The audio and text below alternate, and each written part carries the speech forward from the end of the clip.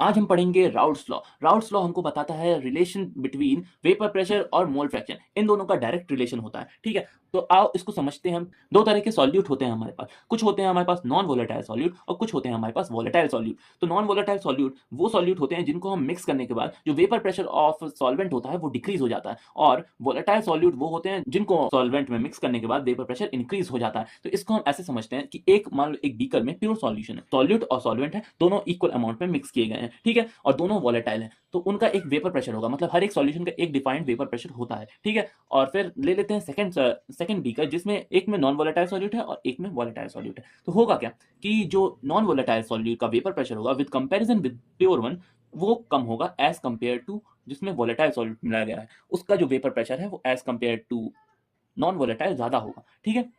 तो ये तो था वोलेटाइल और नॉन वोलेटाइल। आओ डेफिनेशन देख लेते हैं। When non volatile solute is added in volatile solvent then vapour pressure becomes decrease. Decrease क्यों होता है? डिक्रीज क्यों होता है? बिकॉज डायरेक्ट रिलेशन है इसका मोल फ्रैक्शन के साथ, तो उसकी वजह से क्या होता है, मोल फ्रैक्शन भी डिक्रीज हो जाता है, and this is vapour pressure, ठीक है। तो इसके लिए हमको एक फॉर्मुला दिया गया है, P A is directly proportional to X A. इसी डेफिनेशन से हमने निकाला कि vapour pressure is directly proportional to chi A. तो अब हम उसके लिए कांस्टेंट, इस डायरेक्टली प्रोपोर्शनल को हटाने के लिए हम के एज अ कांस्टेंट ले लेते हैं। अगर हमको प्योर सॉल्वेंट निकालना है तो प्योर सॉल्वेंट के लिए हम काय ए को 1 रख लेंगे और P A equal to P not A. P not A को हम प्योर वेपर प्रेशर डिफाइन करेंगे, ठीक है, vapour pressure of pure solvent और वेपर प्रेशर ऑफ सॉल्वेंट आप यहाँ पर देख सकते हैं, ठीक है। देन हम इनकी जो वैल्यू है इसको इसमें पुट कर देंगे, तो इससे आ जाएगा P not A equal to K, यानी कि जो के हमारा ये जो कांस्टेंट है, जो इसको इसको क्या बोलेंगे हम, P not A equal to K, ये डायरेक्टली प्रोपोर्शनल होगा vapour pressure of pure solvent के, ठीक है। तो जैसे ही हम के की वैल्यू अब इस वाली फर्स्ट वाली इक्वेशन में पुट करेंगे तो हमारे पास आ जाएगा P A equal to P not A X A.